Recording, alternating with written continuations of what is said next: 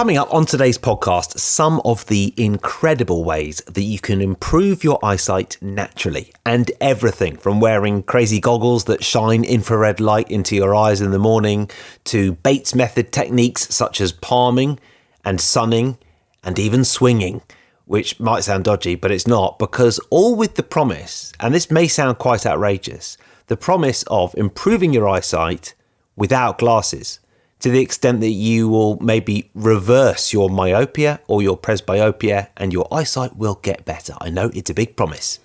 Hi, I'm Tony. I'm an author, presenter at Sky Sports, and years ago I went to the jungle and got ill. Very ill. So this is my podcast adventure to find more energy. It's packed with biohacking, science, health tech, supplements, and some of the most well-known experts on the planet. This is something I spent 4 months of my life doing with electrodes glued to my head so that you can do a lifetime worth of meditation. Decide what you don't give a fuck about, which is something you don't care about.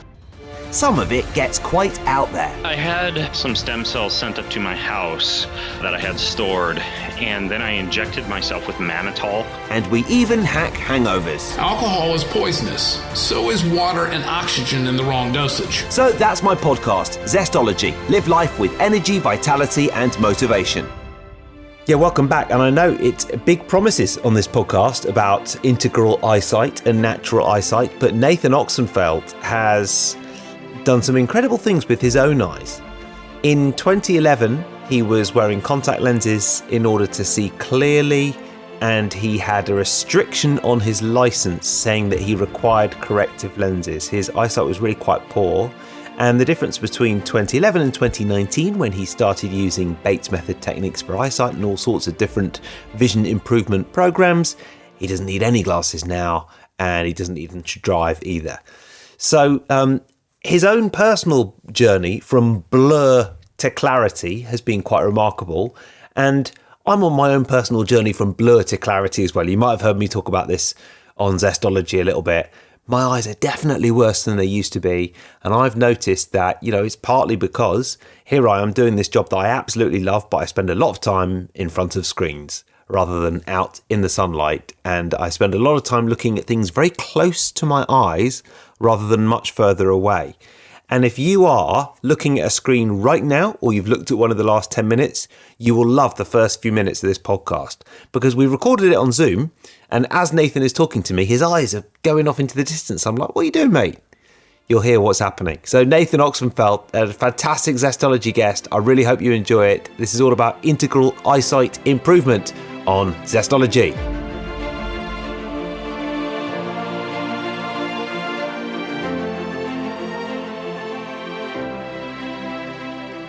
Nathan, how you doing?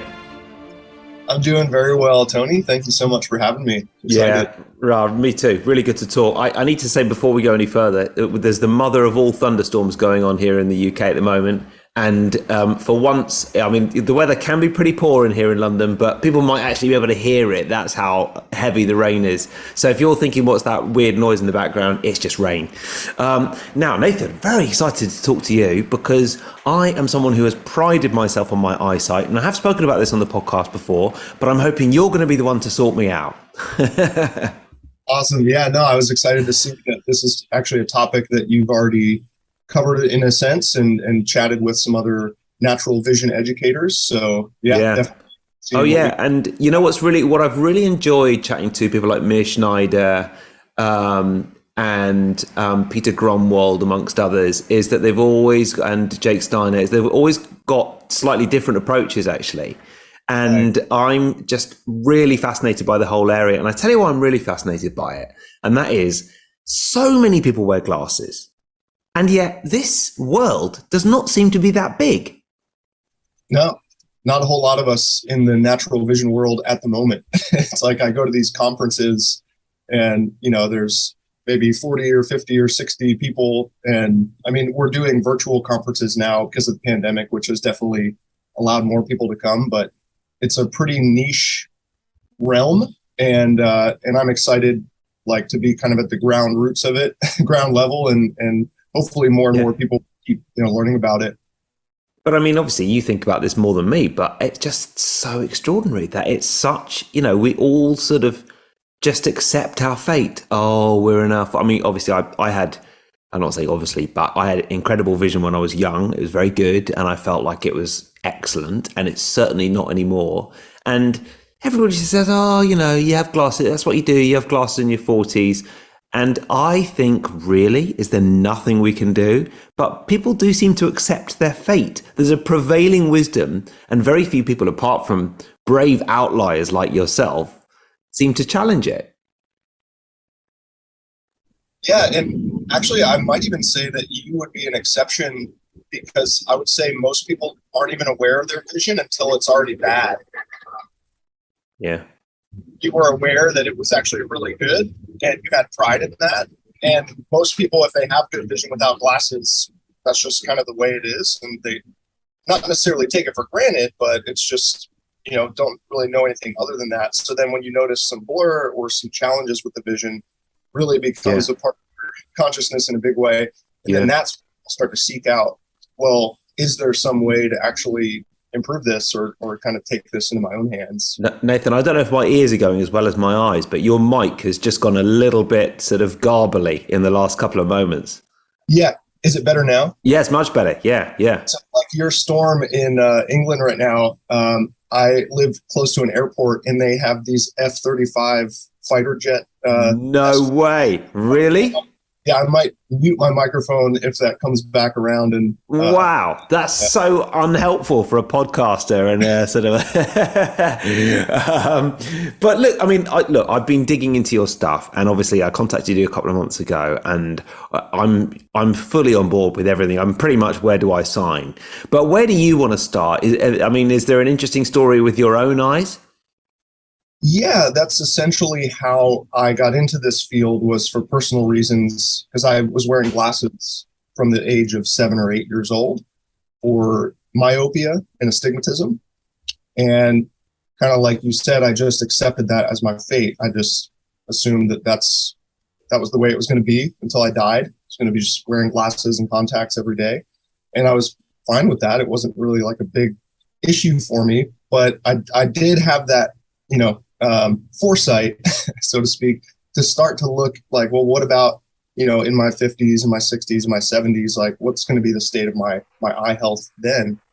So in my early 20s, I did discover natural vision improvement and just got really excited about it, and was also pretty skeptical about it since I had never heard of it before, and I had never met anybody who had ever been able to get out of their glasses. And so I just kind of used myself as a guinea pig and just kind of dove head in first and used my own eyes to kind of see what I could do. And within the first 3 months, my prescription had already dropped. And I saw Wow. What did it drop from to?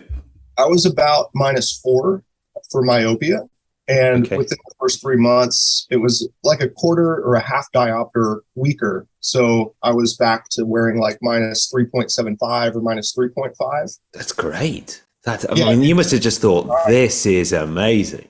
Yeah. And, you know, I had done my own research, and I had seen, you know, conflicting stories on the internet of people saying, you know, the Bates method, which is like the main thing that I was learning, doesn't work. It is not scientifically backed up. There were these other case histories and testimonials of people having really good results with it. So I really wanted to use my own personal experience as kind of the proof in the pudding, because I was seeing it through my own eyes. And when I saw those first improvements, I was kind of hooked, and I wanted to just see, well, how far can I take this? And then within about 4 years, I didn't need my glasses at all anymore. And that was really the motivating force behind me actually training to become a natural vision teacher, and then guiding other people through the process. Since like at the beginning, there's not a lot of resources out there. No. More and more coming out. But I did get to work with a vision teacher in California who really helped me along. You know, it was kind of the game changer for me, you know, versus like doing it solo compared to actually having a coach. Yeah. And so, I mean, I've got loads of questions, but just one there. You said, you know, it took about 4 years. You stuck at it, didn't you? Because it wasn't 4 weeks or 4 days. You know, you have to keep doing it. And do you still have to do it now? Well, in teaching it, I kind of quote do it or Yeah. perform some of the practices as I'm teaching it or kind of guiding my students through it. But I don't have like a personal practice with it anymore in terms of like, I don't have to do the practices to maintain the results, because a lot of what the Bates method is not actually exercises or practices. It's more about these new vision habits that we're adopting. So this whole time you and I are talking, I've been doing some shifting where I've not just been staring. Yeah, I've not just been staring at the camera the whole time. I've been looking out the window. I've been looking down at my desk. And this is something I don't do consciously anymore. Yeah. I had to kind of work at breaking that staring habit that I used to have. But now anytime I'm on the computer, these things just happen automatically. And those are the things that maintain my clarity. Wow. Yeah. That's so interesting, because certainly I find at the end of a long day, and especially if I've been in the office and then like there's one day a week, because we've got a small child, we sort of divvy up one day a week. I'll do a long day, and then I'll go and have dinner in Whole Foods in London and I'll take my laptop with me. And by the end of the day, I can barely see and I'll be looking at laptop all day. That's it, isn't it? But what you're saying is if I learned some of your techniques and did a bit of vision switching, that might not be so bad at the end of the day. That's the idea, because it's like we've got these kind of two options. It's like, okay, I can throw my laptop away and just like not look at screens, which is not very realistic, or I can just change the way that I interact with the technology so that I'm not accidentally doing bad vision habits that might lead to that fatigue or that drained feeling by the end of the day. Because our eyes are not supposed to feel that way. They're supposed to feel energized and ready to just keep on taking in light. And sure, we can always feel exhausted and tired, especially after like a visually taxing day, so to speak. But yeah, I'm on screens all day for work. I teach classes and I'm coaching people on Zoom, and it's not something that, it would have used to really be a pain, and I would get a headache and I wouldn't be able to work on the screen all day. But by changing these habits, it's really made it a lot more doable. Yeah, I'm just writing a book about screens at the moment, and I really do think that you've got a multi-million pound business in the making here, Nathan. It's just because screens are ever more pervasive. And of course, the next thing is VR goggles, which are getting way better. And the new Oculus apparently is just unbelievable. But then, what is going on with your eyes there? You're looking at something literally less than an inch in front of you. Yeah, that's an interesting one, because it's actually a similar technology as like those old viewfinder things with the rotating, you look through the holes and it's got the 3D picture of like the fish or whatever. And so it's the same thing, except screens with videos on it. So it's kind of interesting how it does trick our brain into thinking we are looking into the distance, even though the screen is quite close to the eyes. So it's we'll see how that turns out. I have used those things before, and I tend to just use them for limited amounts of time, and really making sure that when I come out of that goggle reality to really reground in the real reality and really feel the true depth perception. I think that's one thing that we might see happening, is those VR goggles may be affecting people's depth perception, but who knows, it may even enhance people's depth perception. There's a company called Vivid Vision who's using VR headsets to treat strabismus and amblyopia and these vision issues. So wow, all be bad. Wow. Like you said, it depends on how we use it. If we use it with strain, it's probably going to cause problems. But if we stay relaxed, it may actually be helpful. Yeah. I like that. You're not too dogmatic about anything. And, I think one of the main frustrations for me is that when you look up natural vision techniques, there's a lot of poo-pooing on how, sorry, that's not a very technical expression, but, there's references to pseudoscience and how it doesn't really work and that sort of thing. Same thing, I'm trained in neuro-linguistic programming. I've been doing that for almost 20 years, and you can easily find how that's been dismissed as pseudoscience. And I've got a similar, fairly pragmatic approach to NLP as you have to the natural eyesight improvement techniques, which is, look, it's not a catch-all that is going to work for absolutely everything and everybody, but it's worth looking at. And some of this stuff really works very well. And I sort of get quite angry on your behalf when I see that these natural, because certainly, you know, mainstream eye medicine would not credit what you're doing, would they? Probably not on the whole, but what I really enjoyed is actually meeting the people in that world who do embrace it and do accept the reality that it is possible to wean down your dependence on prescription lenses by using slightly undercorrected glasses in the right way. And also, like, sometimes I refer to Dr. Bates, who founded the Bates method in the early 1900s, to be one of like the original pioneers of neuroplasticity before his time. Because, like I said before, it's not about eye exercises. It's not about your, strengthening your eye muscles or your eye organs. It's all about the brain. It's all about the neurology and how the visual cortex is actually processing the light coming into the eyes. Yeah. And, seeing people like Dr. Andrew Huberman and his Huberman Labs. Yeah, he's been on this podcast. Yeah. Yeah. I know. Maybe he hasn't. He's very good, isn't he? I can't remember if he's been on or not. So. Yeah, I mean, and like him just, with this 3-hour-long episode about how neuroplasticity proves that you can improve vision. And I mean, that's what Dr. Bates was talking about 100 years ago. And people just weren't, either ready for that. And a lot of people still aren't ready for that. But yeah, I'm also a big fan of NLP. My vision teacher, Jerry Ann Tabor, who helped me improve my vision, also incorporated certain elements of neurolinguistic programming into me changing my vision as well. Right. Yeah. It's very mental, which is difficult to study, with hard science, which is why the pseudoscience term gets thrown around there, which is understandable.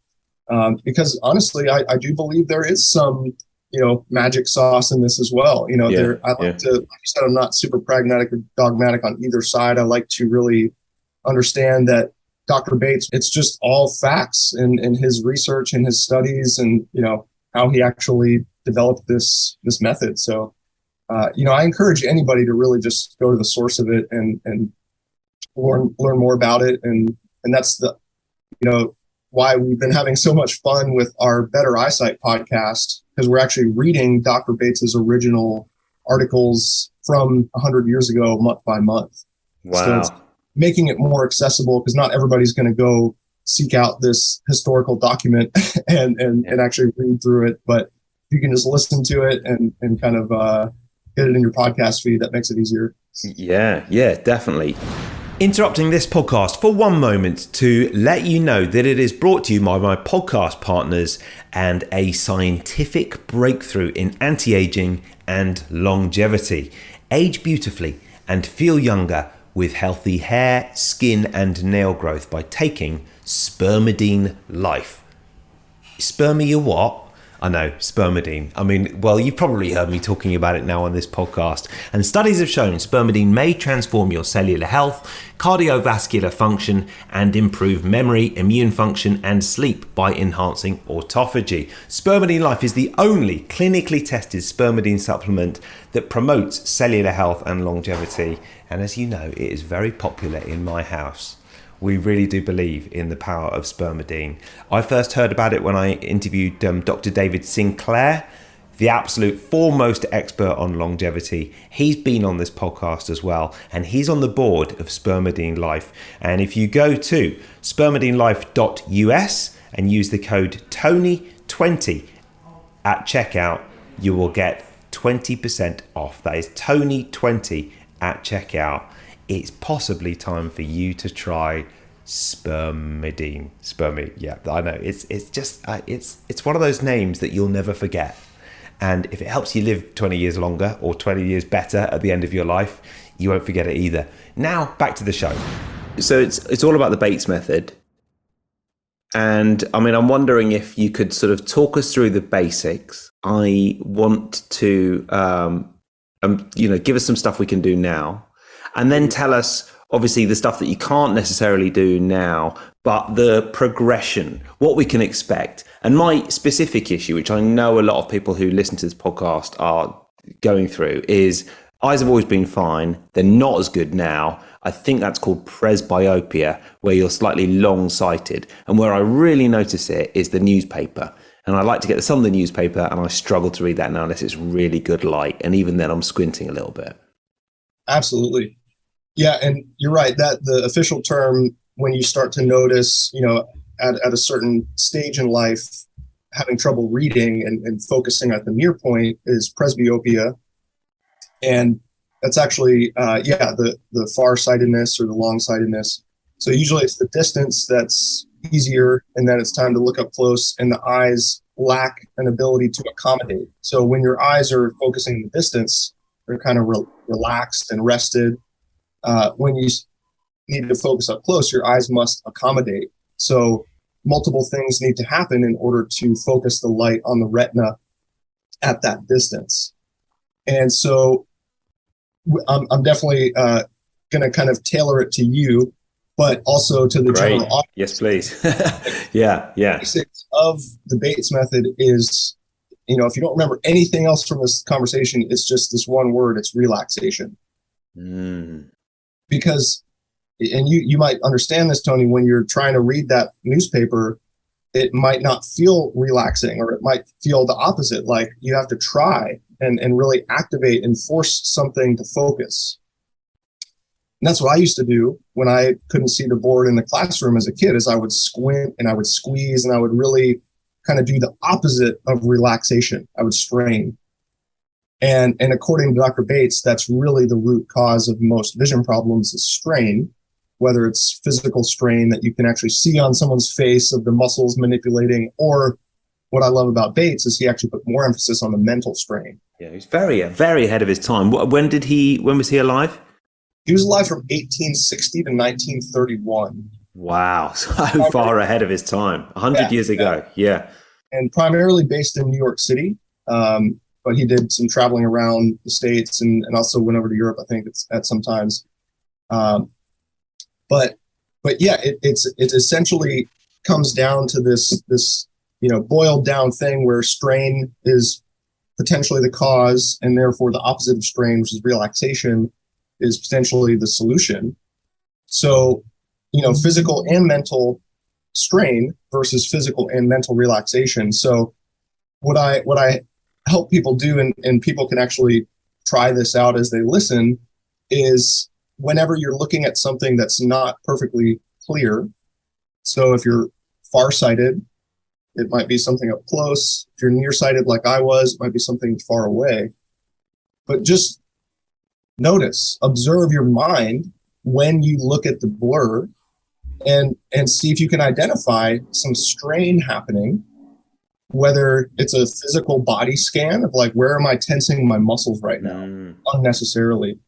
But almost more importantly is like a mental scan. Like, what am I stressing out about right now?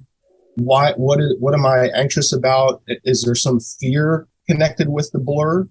And for my case, it was like fear of the distance, fear of the future, fear of the unknown out there, far away. And for farsightedness, for you, it might be something around like, fear of losing that near focus. Even something as simple as that is like, I used to pride myself on my eyesight. That's a part of my identity. And now it's kind of changing. And therefore I feel like I'm changing.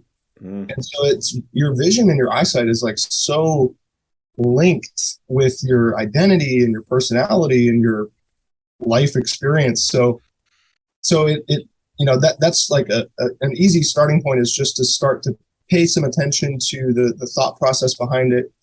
And that's where we start, is actually closing the eyes, not just looking at the blurry things with the eyes open, but closing the eyes and starting to practice imagining and visualizing and working the memory to actually come up with clearer mental pictures of things that are normally blurry when your eyes are open.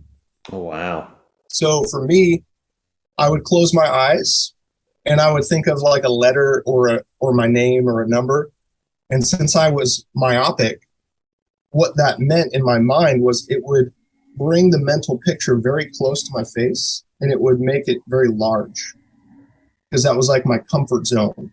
Like without my glasses on, I could only see things up close and if they were big. And so my waking, conscious experience, I couldn't see things that were far away or small in size. So my mind literally couldn't even come up with that picture. And when I would try and picture things farther away or smaller in size, like I would start to sweat and I'll get anxious and my mind would just pull it right back in.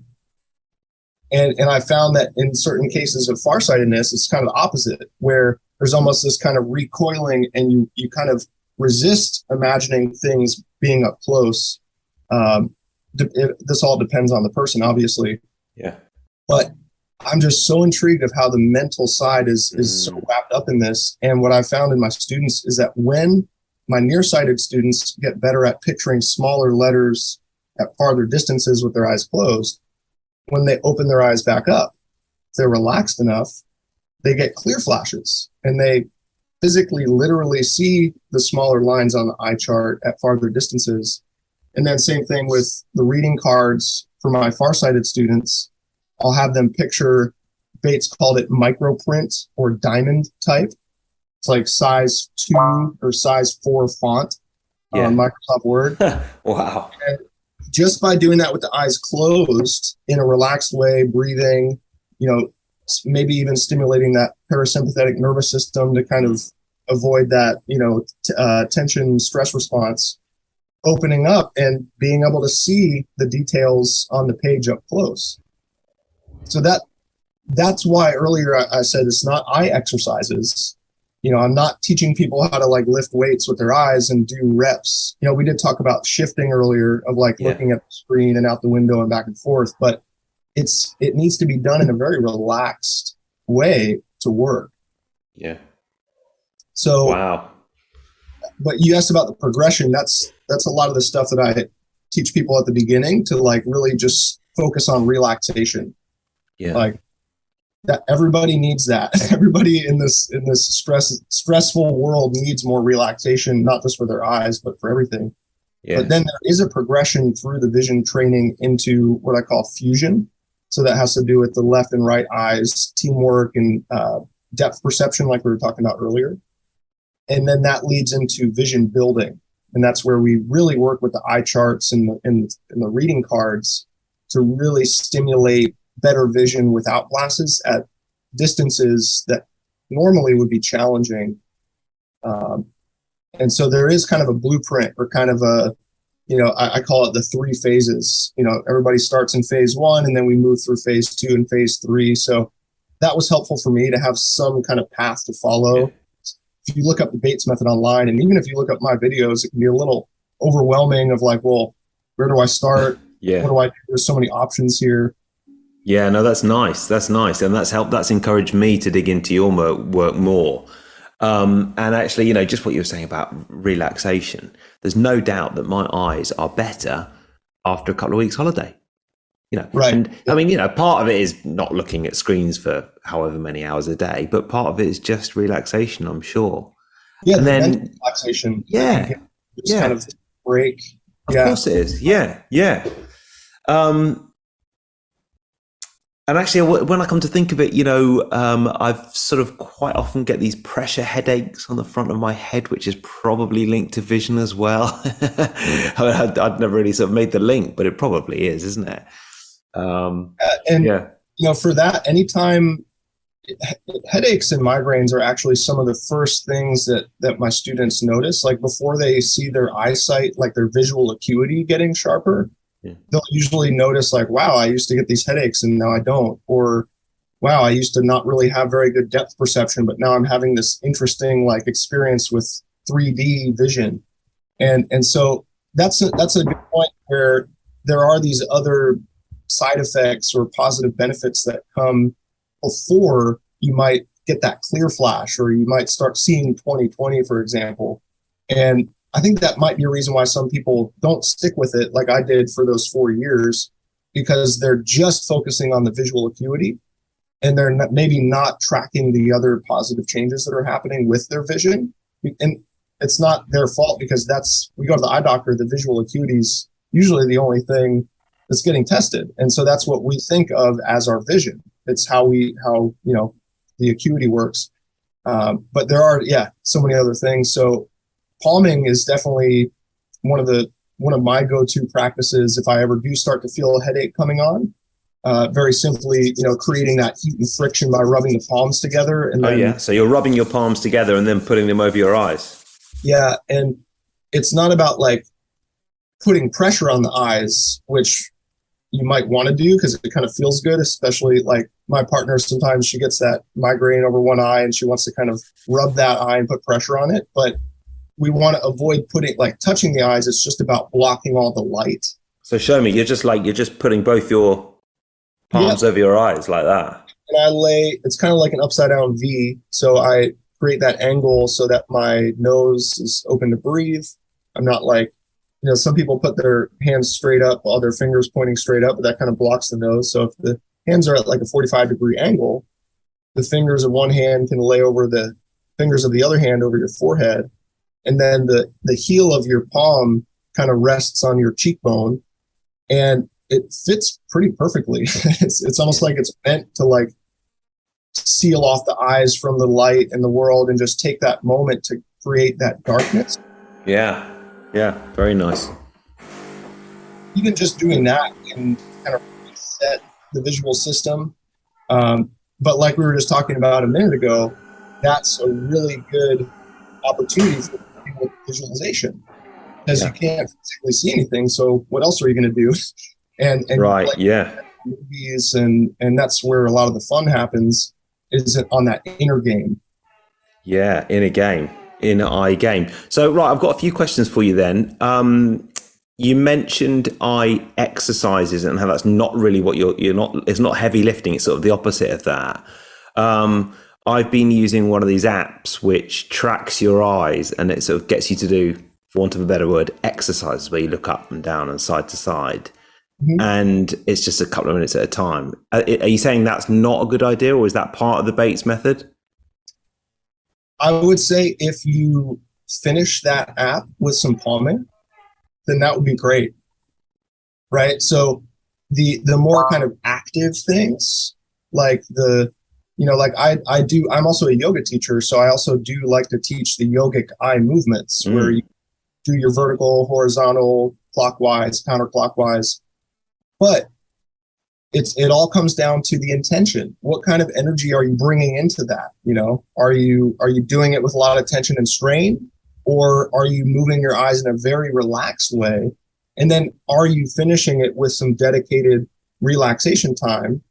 But, if we do use the gym analogy, if you do work out certain muscle groups, you want to rest them as well. So it's about kind of striking that good balance, I think. But yeah, I think to get actual improvements in your visual acuity, that's what the Bates method is for. The eye movements are more for range of motion and maybe making sure you're not neglecting certain muscle groups, or that could also help with headaches if there's certain muscles that are just chronically tense. So those can be really nice to kind of smooth that out. But we do want to make sure that we're prioritizing it as a relaxing time. Got it. Yeah. No, that makes total sense. Then I wanted to ask you about these. These are red light glasses. I've had quite a few infrared light experts on the podcast. And these have been based on research by, I think, a university in London that suggests that 3 minutes of light, infrared light, at, I think in the morning, a few times a week, helps with maintaining vision. I don't think the research shows that it improves vision, but it helps with maintaining vision. And it's quite good. I mean, I don't know if you've seen this particular brand, but it's called Eye Power Red. You can probably see it's quite red. Yeah. There you go. Like, it's quite good, isn't it? What do you think of that? Yeah. Is that red or infrared or both? It's whatever it is based on that research that I quoted from, I think, University College London. So probably near infrared rather than infrared. And do you have your eyes open or closed when you do it? Either. They say open is better, but if you've got it closed, it's almost as good. Mm-hmm. So yeah, I have a red and infrared device. It's like a box rectangle, and I shine it towards my face sometimes during my morning meditations. And I personally keep my eyes closed the whole time. The Bates method teaches about light therapy in the context of the sun. So we talked about palming, the other side of the palming coin, because the palming is darkness. The other side of that is light. So we actually go outside and we face the sun in the sky with the eyes closed. Right. Move the head side to side, and we sun through the closed eyelids, and we alternate it with the palming. So it's not intense. We keep making sure it's nice and relaxing, but we don't open the eyes when we're looking at the sun. So I kind of take that with me into my indoor light therapy where, my eyelids are some of the thinnest skin on the body. So it is going to penetrate through and stimulate the rods and the cones and the photoreceptors in the retina. And yeah, especially for farsightedness and, some more of those like age-related things, it tends to help with that mitochondria boost. Yes. Yeah. Retina has some of the highest concentration of mitochondria in the body. So yeah, I think it's a very effective and pretty easy thing to incorporate into your week to maybe help kind of push you in the right direction there. Great. Yeah, no, it's cool company. They're called iPower Red, and they've just launched in the UK. So listen, Nathan, we've got a couple of minutes left. What is one book that you would recommend and one tip for living with more energy and vitality? It can be any book, any tip. What resonates with you? Yeah, well, I'm really keen on the language that you use with your podcast and your work around, energy and vitality and being able to recognize when, maybe you lack that vitality. And that actually made me think of one of my favorite books about vision, which is called Help Yourself to Better Sight by Margaret Corbett. And first of all, that title just reminded me of like going up to a buffet and just like, help yourself as much as you want, get all the sight you want. But Margaret Corbett was actually trained by Dr. Bates. She was a school teacher in the 1920s and 30s. And so Dr. Bates was a scientist. He was an ophthalmologist. His book is sometimes difficult to get through because of the jargon. Margaret Corbett just presents it to the world in this super easy to understand way. And it really contains lots of practical, practices in there and just the explanation of vision in a very simple way. It's really nice. And she actually inspired Aldous Huxley to write his book, The Art of Seeing, which a lot of people know about, The Doors of Perception and Brave New World and his, literary works. But he actually used the Bates method to improve his vision and put a whole book about it called The Art of Seeing. So, sorry, I gave 2 books. Help Yourself to Better Sight. Awesome. Yeah. And then one tip for living with more energy. I gotta go with the sunning. I mean, the sun is the source of all life on the planet, and it's where we get our energy from. And a lot of people are afraid of the sun, and they shield themselves from the sun, and they deprive themselves of being able to adapt to the brightness of natural sunlight.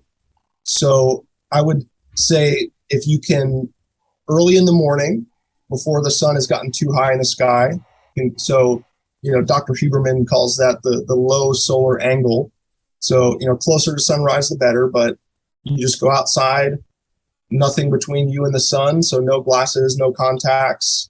The only thing between you is your eyelids, right? So you close your eyes and just make sure that you're not squinting or squeezing or trying to block the light. You're actually inviting the light to enter your eye organs, which ultimately that's why you have eye organs, is to receive light inside the body through them. And so just by doing that, not only can you reduce your light sensitivity and get more comfortable just being outside, but it's actually going to energize your eyes. It's going to energize your mind. It's going to energize your body. Every time after sunning, I just feel better. Awesome. And you only do it for a short time. You only sun your eyes no more than like 3 minutes at the start of maybe going back and forth between the sunning and palming, maybe at like a 10-second interval for 3 minutes total. And just try that out, see how your eyes feel. And you might even notice a slight improvement in your color perception, depth perception, visual acuity, just from a couple times sunning. Very cool. Yeah. So definitely try that out and do it safely and gently. Absolutely. Listen, I got to go because Zoom's about to lock me out of this. But now tell people where they can find everything that you're doing, because I really have loved this. Yeah, me too. I just want to thank you, Tony, for reaching out and chatting with me about this. It's really important that people can empower themselves in their vision. So pretty much everything can be found at my main website, integraleyesight.com. I mentioned earlier, I've got the podcast, the Better Eyesight podcast, and the Naked Eye podcast. Also filmed a documentary about this work. It's called Vision 2020, From Eyesight to Insight. That's at vision2020movie.com. And we're actually getting ready to have our Association of Vision Educators conference next month. And the Saturday of the conference is actually open to the public. We're calling it Natural Vision Improvement Day. Wow. So it would be like an all-day event of like 7 vision teachers, myself included, giving some talks and information. So that can also be found through my website. Oh, very good. Well, I hope that goes well. Nathan, thank you for coming on Zestology. Really appreciate it. Thank you so much, Tony. This is great.